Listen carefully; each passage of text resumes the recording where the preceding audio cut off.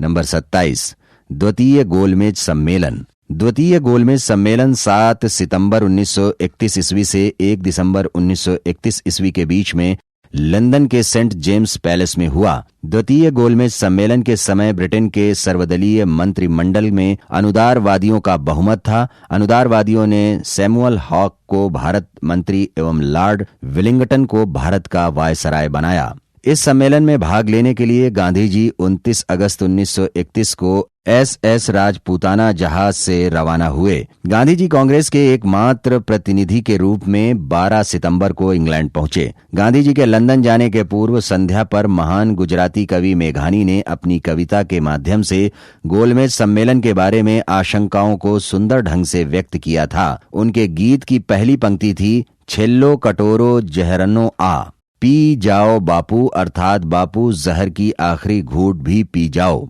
द्वितीय गोलमेज सम्मेलन में कुल 31 प्रतिनिधियों ने भाग लिया। कांग्रेस कार्य समिति की ओर से सरोजनी नायडू शामिल हुई थीं। एनी बेसेंट ने भी इस सम्मेलन में भाग लिया था। इसी क्रम में मदन मोहन मालवीय राष्ट्रवादी दल के प्रतिनिधि के रूप में गए तथा घनश्याम बिड़ला ने federation of Indian chambers of commerce के प्रतिनिधि के रूप में इस सम्मेलन में भाग लिया। द्वितीय गोलमेज सम्मेलन में सांप्रदायिक समस्या उभर कर सामने आई। अधिवेशन की मुख्य समस्या संघीय ढांचे एवं अल्पसंख्यकों के हितों की रक्षा से संबंधित थी। इन दोनों समितियों में गांधी जी को रखा गया। हिंदू बुद्धिजीवी वर्ग का प्रतिनिधित्व करने वाले प्रतिनिधियों ने उत्तरदायी सरकार की मांग की, किंतु जिन्ना तथा आगा खां ने इसका विरोध किया।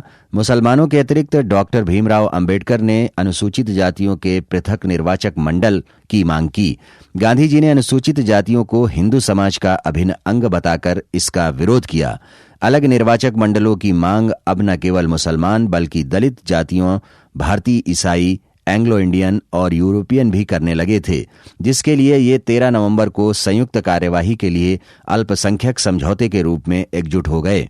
इसके अतिरिक्त सम्मेलन में भारत में एक संघीय न्यायालय की स्थापना की बात के साथ साथ केंद्र में द्वैध शासन अपनाने की बात की गई। गांधी जी की जोरदार वकालत के बावजूद ब्रिटिश सरकार ने तुरंत औपनिवेशिक स्वराज्य देने की बात स्वीकार नहीं की। फलस्वरूप द्वितीय गोलमेज सम्मेलन बिना किसी ठोस निर्णय के समाप्त हो गया। द्वितीय गोलमेज सम्मेलन के समय फ्रैंक मोरिस ने गांधी जी के बारे में कहा, अर्ध नंगे फकीर की ब्रिटिश प्रधानमंत्री से वार्ता हेतु सेंट जेम्स पैलेस की सीढ़ियां चढ़ने का दृश्य अपने आप में अनोखा एवं दिव्य प्रभाव उत्पन्न करने वाला था। इसी क्रम में 28 दिसंबर 1931 ईस्वी को भारत पहुंचने पर स्वागत के लिए आई भीड़ को संबोधित करते हुए गांधी जी ने कहा, मैं खाली हाथ लौटा हूं, परंतु अपने देश की इज्जत को मैंने बट्टा नहीं लगने दिया।